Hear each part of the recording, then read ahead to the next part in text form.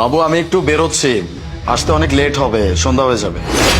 আচ্ছা ঠিক আছে, সমস্যা নাই, বাট তুমি সাবধানে যেও, কেমন? আচ্ছা ঠিক আছে।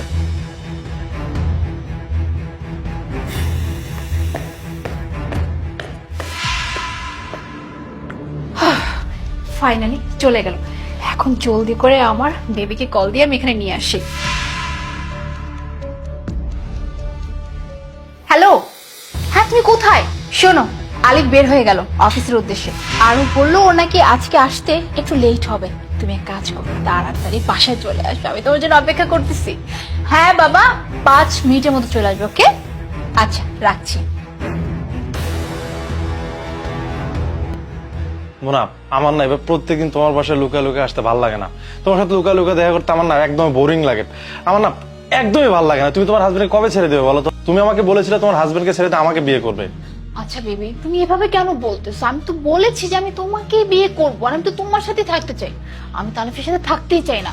তুমি জাস্ট আর কটা দিন অপেক্ষা করো প্লিজ। আরে সময় আর কতদিন সময় দেবো আমি?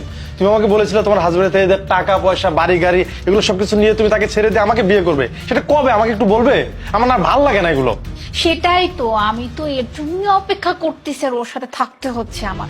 যতদিনে ওর সব সম্পত্তি আমার নামে না হচ্ছে, আমি তোকে ছাড়তে পারবো না। একবার ওর যত সম্পত্তি আছে সব আমার নামে হয়ে যায়, তারপর ওকে ডিভোর্স দিয়ে আমি তোমাকে বিয়ে করবো। একবার ওর সব সম্পত্তি আমার নামে হোক, তারপর ওকে মেরে ফেলবো, আমাদের জীবন থেকে একদম বিদায় দিয়ে দেবো, কেমন? আচ্ছা শোনো না, যে কাজের জন্য তোমাকে ডেকেছি, চলো সেই কাজ শুরু করি। Wow, nice plan. আমাকে মেরে আমার সব সম্পত্তি হাতিয়ে নিয়ে নিজের বয়ফ্রেন্ডের সাথে সুখে শান্তিতে সংসার করবা, রাইট? কে অবাক হচ্ছে? অবাক হওয়ার কিছু নাই। তোমার বিহেভিয়ারে বেশ কিছুদিন যাবত আমি অনেক চেঞ্জ দেখতে পাচ্ছিলাম। আমার প্রতি তোমার কোনো কেয়ার নেই। এটা দেখে আমার কেমন যেন একটু সন্দেহ হলো। আমার মনে হলো তোমাকে আমি একটু টেস্ট করে দেখি। এই জন্যই আজকে আমি তোমাকে বলছিলাম আমি বাইরে যাচ্ছি, আমার ফিরতে সন্ধ্যা হবে। আমি বাইরে যাই নাই, আমি বাড়িতেই ছিলাম। জুতার আওয়াজ আমি ইচ্ছা করে করছি।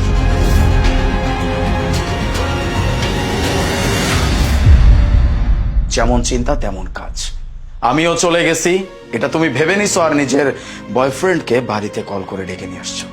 এই লোকটার জন্য তুমি আমাকে মেরে ফেলতে চাও? আমার সব সয় সম্পত্তি নিজের নামে করে নিয়ে তুমি আমাকে মেরে তোমার বয়ফ্রেন্ডের সাথে সুখে শান্তিতে সংসার করবা, এই ছিল তোমার মনে? আমাকে যদি তুমি ভালোই না বাসো, আমার সাথে যদি তোমার থাকার নাই হয়, বিয়ে করছিলা কেন? হ্যাঁ, জোর করছিলাম তোমাকে? বিয়ে করার জন্য কোনো ফোর্স করছি? ও, এখন আমি বুঝতে পারতেছি। আমাকে তো বিয়ে করছো তুমি শুধুমাত্র আমার টাকা পয়সা অর্থ সম্পত্তি এই সব কিছুর জন্য, রাইট? এই কিসের কমতি ছিল? ভালোবাসার কমতি ছিল? যখন যেটা চাইছো তোমার সামনে হাজির করে দিছি, আর সেই তুমি তার পরিণাম হিসেবে এইসব আমাকে গিফট করলা। ভালো করছো। আমার সব সম্পত্তি তো তোমার দরকার, তাই না? এই নাও দলিল। এই বাড়িটা ছাড়া আমার যত সয় সম্পত্তি আছে সবকিছু আমি তোমার নামে লিখে দিছি। মনে করো না যে এই সবকিছু জানার পরে লিখে দিছি। আমি যখন জানতামই না যে আমি ছাড়াও তোমার অন্য একটা ছেলের সাথে সম্পর্ক আছে, তখন আমি তোমার নামে সবকিছু লিখে দিছিলাম। আমি ভাবছিলাম পরের অ্যানিভার্সারিতে আমি এটা তোমাকে গিফট করব, কিন্তু তার আগেই তুমি আমাকে অনেক বড় একটা গিফট দিয়ে দিছো। তুমি তোমার বয়ফ্রেন্ডের সাথে সুখে সংসার করতে চাও, শুধুমাত্র আমাকে বিয়ে করছো আমার সম্পত্তির জন্য। এখানে যে সম্পত্তিগুলো তোমার নামে লেখা আছে এটা আমি কোনোদিনও ফেরত দিব না। আমি তোমার কাছ থেকে ফেরত চাইবো না, ইভেন তোমার নামে আমি কোনো প্রকার মামলাও করব না। তুমি যাও, তোমার বয়ফ্রেন্ডের সাথে তুমি চলে যাও। আমি তোমাকে হ্যাপি রাখতে চাইছিলাম, ভালো রাখতে চাইছিলাম। আমি ভাবছিলাম তুমি আমার কাছে ভালো আছো, সুখে আছো, কিন্তু এটা আমার ভুল ধারণা ছিল। তুমি তো সুখে থাকবা তোমার এই বয়ফ্রেন্ডের কাছে। সমস্যা নেই, তুমি চলে যাও, তাকে বিয়ে করো। আমি কোনোদিনও কোনো অভিযোগ নিয়ে তোমার সামনে দাঁড়াবো না। যাও। না না আলিফ, আমি আমি এসবের কিছু চাই না। আমার কোনো সম্পত্তির দরকার নেই, কোনো টাকা পয়সার দরকার নেই। আমার শুধু তোমাকে দরকার। আমাকে একটা বার সুযোগ দাও। আর কত মিথ্যা বলবা? এসব নাটকেই তো আমি গলে গেছিলাম, বিশ্বাস করছিলাম তোমাকে। সেই বিশ্বাসটা তুমি ভেঙে দিছো, প্রতারণা করছো তুমি আমার সাথে।